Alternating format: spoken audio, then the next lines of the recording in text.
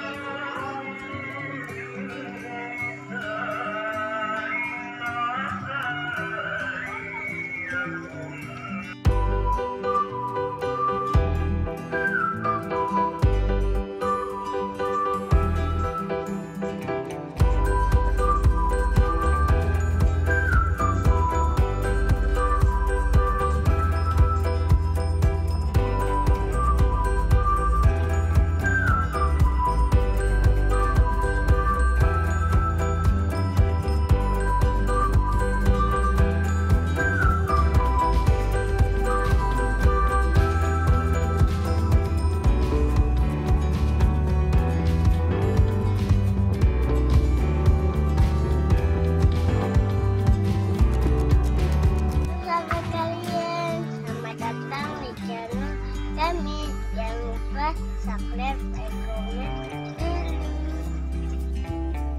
Bismillahirrahmanirrahim. Assalamualaikum warahmatullahi wabarakatuh. Para sahabat sekalian, berjumpa kembali. Sekilas kita akan membahas tentang perawatan mendasar yang ada pada tanaman anggur. Segala sesuatu yang kita lakukan berdasar pada pemahaman atau sesuai dengan ilmunya. Seperti halnya apa yang kita geluti sekarang ini, yaitu hobi nandur. Dalam hal ini nandurnya anggur. Nah, ilmu atau pemahaman itu tidak mesti dari membaca, mendengar, melihat, namun pengalaman pun ikut beraksi dalam hal ini.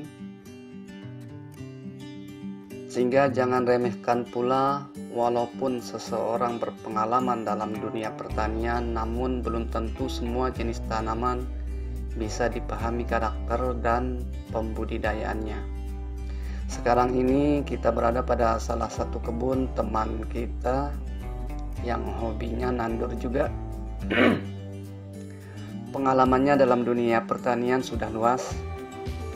Ya, lihat saja beberapa banyak jenis tanaman buah yang ditanam dan banyak pula yang berhasil dibuahkan,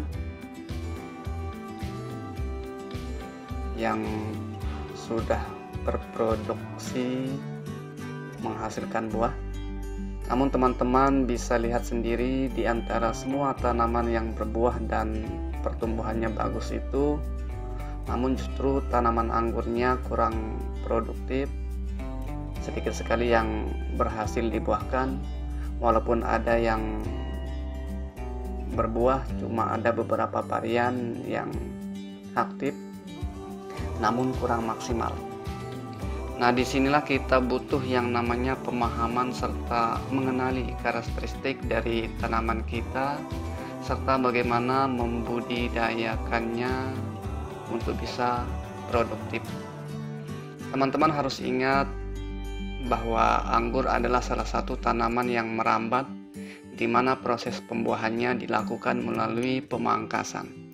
Walaupun tanaman teman-teman sehat dan batangnya besar serta umuran, namun jikalau dibiarkan saja tanpa pemangkasan sampai kita tua pun, tanaman teman-teman akan terus merambat dan memenuhi para-para yang ada, namun tidak akan bisa menghasilkan buah. Kemudian rencanakan, nah jika tidak memungkinkan untuk dibuahkan karena daun yang rusak dan gosong,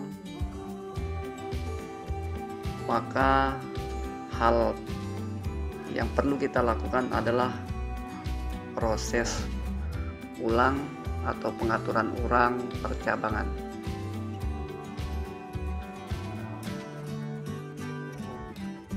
Kita akan bentuk dari awal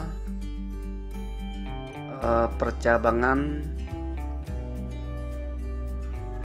Dengan melakukan hal itu akan membuat anggur kita lebih sehat, pertumbuhannya daripada daun yang sudah rusak dan lambatan semakin panjang itu tidak akan merubah keadaan. Lihatlah pohon-pohon anggur di negara luar, sebesar apapun batang anggurnya, percabangan tetap teratur dan memiliki batasan-batasan tertentu. Cabang pembuahan jelas dan tertata dengan rapi. Ya, sehingga teman-teman jangan takut jika dipangkas total akan membuat anggur kita mati. Nah, itu tidak akan terjadi selama tetap kita rawat dan kita atur percabangannya. Asalkan jangan udik pupuk saja. Nah, itu hal fatal yang kita lakukan yang bisa membuat tanaman kita mati.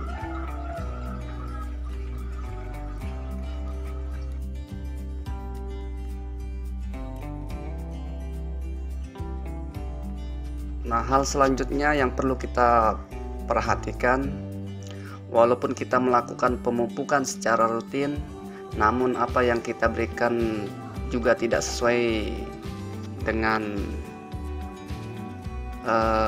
keinginan atau kebutuhan tanaman. Nah, itu juga tentu hasilnya juga tidak akan maksimal. Nah, teman kita ini bercerita dia sudah melakukan berbagai macam pemupukan, baik itu untuk pertumbuhan maupun untuk pembuahan, namun hasilnya belum maksimal. Nah, sehingga intinya kawan-kawan sekalian, sehebat apapun kita, tetap belajar itu adalah keharusan dan tuntutan. Seperti agama mengatakan bahwa tuntutlah ilmu sepanjang hayat. Nah, kita tidak bisa menyukupkan pemahaman sekarang yang kita punya ini seterusnya, karena masih banyak hal-hal yang mesti kita pelajari dan menambah pengetahuan kita tentang suatu hal. Oke lah teman-teman, jadi inilah yang kita sebut dengan gagal paham. Masalah yang dihadapi teman kita ini terletak pada pemeliharaan cabang pembuahan.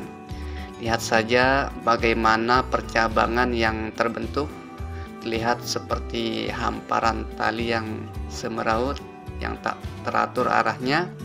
Padahal percabangan pada anggur mesti kita batasi dan diarahkan.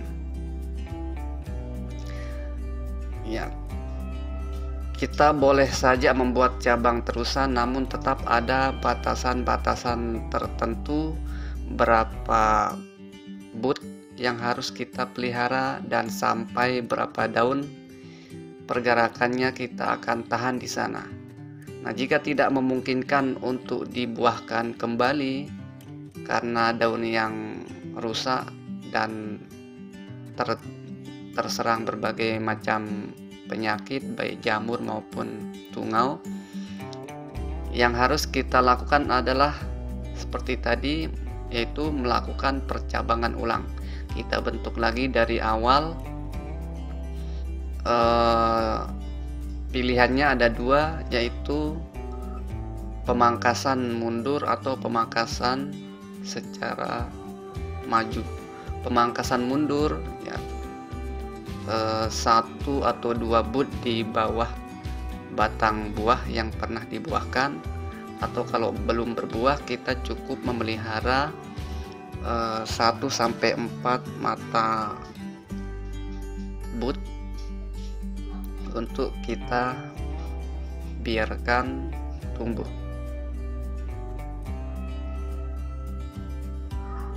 Nah, itu saja teman-teman inti dari video kali ini, bahwa pengaturan cabang dan penentuan titik pangkas sangat menentukan buah yang akan dihasilkan oleh tanaman anggur kita.